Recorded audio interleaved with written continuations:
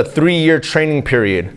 Daniel chapter 1 verse 5 says, they were to be trained for 3 years, and then they would enter the royal service. And then all the way moving forward to verse 18 and 19 of chapter 1, at the end of the chapter it says, when the training ordered by the king was completed, the chief of staff brought all the young men before the king. The king talked with them, and no one impressed him as much as Daniel, Hananiah, Mishael, Azariah did.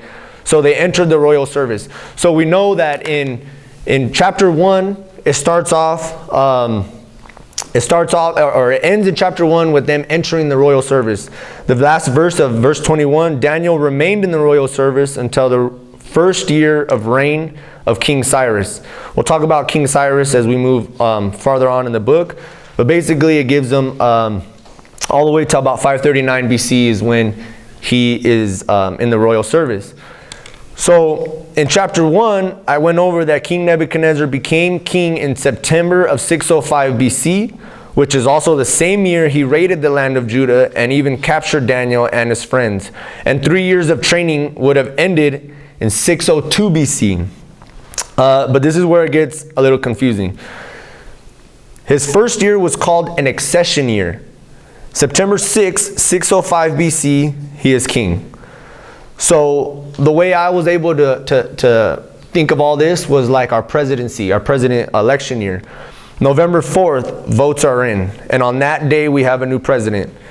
So for November, December, it's almost like we have two presidents, because it doesn't take till January for inauguration day for the president to officially be president, you know. But when votes are in and we have a new president, he's considered president on that day. So it's kind of the same thing. So his term doesn't really start until the following year. So from September 605 BC to April or March or April of 604 BC is when Nebuchadnezzar is sworn in and officially king. So if you count from September 605, his second year of reign would be 603. But if you counted from after his accession year in 604, which would be March or April 604, his second year, in the way that the book starts, in second year of his reign, wouldn't be till 602.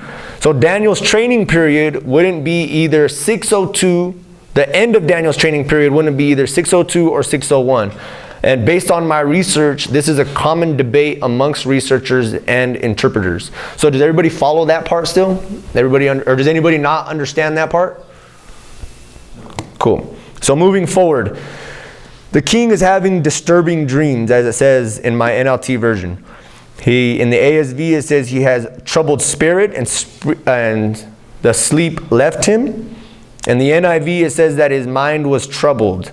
I spoke a little bit about that before. He's tossing and he's turning in his sleep, thinking about his future, thinking about his empire, and he dreams a little dream. So verse 2 through 3 says, he called in his magicians, enchanters, sorcerers, and astrologers, and he demanded that they tell him what he had dreamed.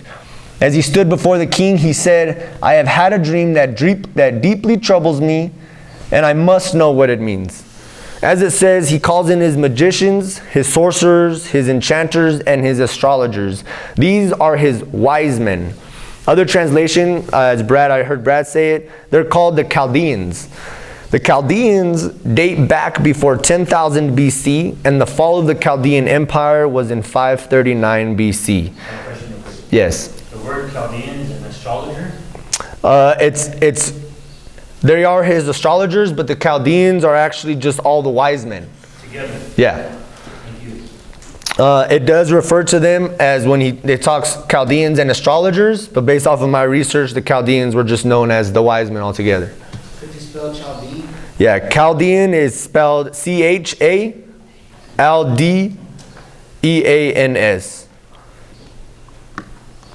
So the fall of the Chaldean Empire was in 539 BC. And the significance of that date is Daniel's book takes place from 605 to 536 BC. So the fall of the Chaldean Empire is actually 3 years before the end of Daniel. And we just might get into that in the future. So he calls them in and he says, tell me my dream. And it's a ridiculous request. And the way I see it is, how ridiculous is it? The leaders here would be the wise men. And Joe Maynard would be King Nebuchadnezzar. So as they have their leader meetings, first thing in the morning, the leaders would be gathered around and Joe Maynard would come in, and first thing he says is, tell me my dream. And that's how ridiculous is it? What would you guys feel like you could answer that? Like, what is my dream? How are you supposed to know what the king dreams? Especially these people, these wise men who were known to have communication with gods. You're not going to just pray and ask God tell you what Joe Maynard's dream is. You know, that's how ridiculous this question is. So in verse 4, then the astrologers answered the king in Aramaic. Long live the king. Tell us the dream and we will tell you what it means. Long live the king, they say. So Aramaic was an international language at this time. It was incorrectly called Chaldee because it was spoken by the Chaldeans.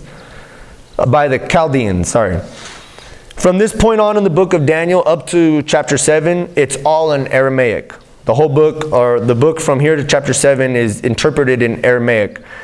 It was normal for wise men to address the king in Aramaic because that was the language of the realm.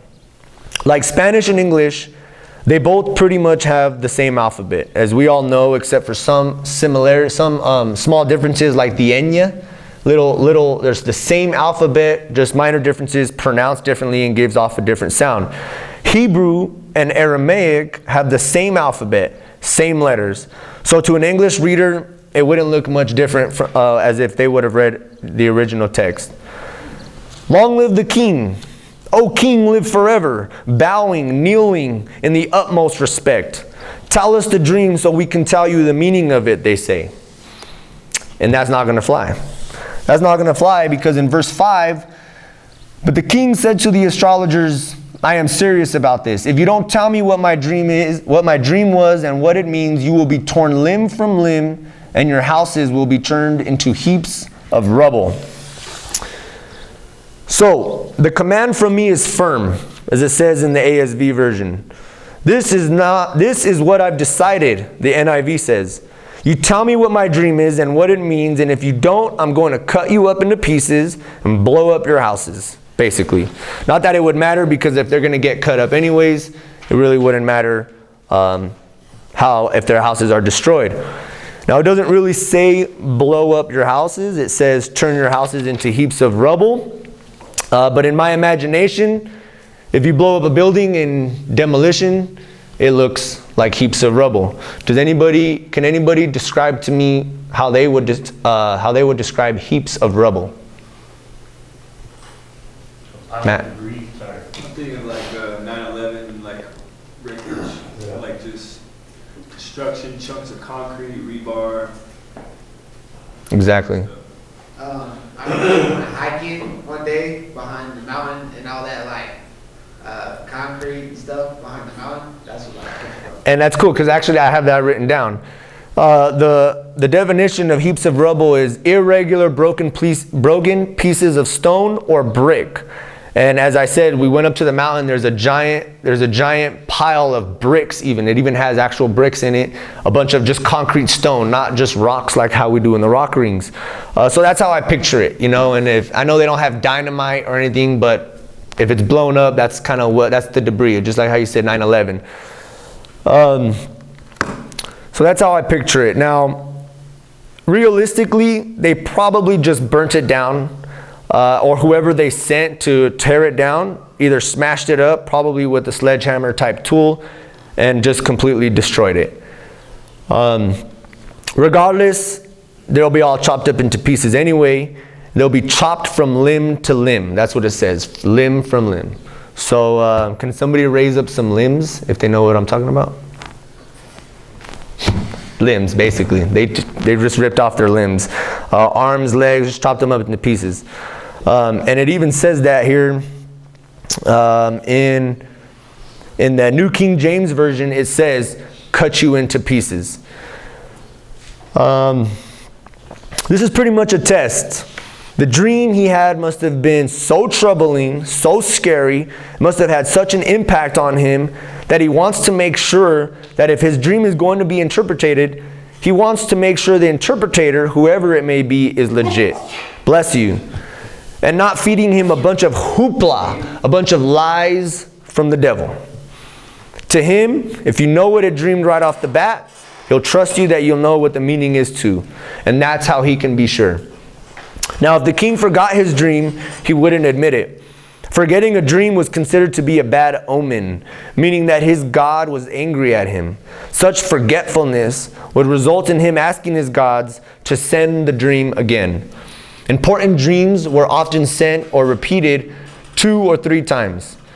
If you notice back in verse 1, one night during the 2nd year of his reign, Nebuchadnezzar had such disturbing dreams. Dreams is plural, and it suggests that he had more than one dream. Another thought is it's an alternative theory, is that King Nebuchadnezzar felt his dream was a possible threat against the throne, which is why he asked this impossible request.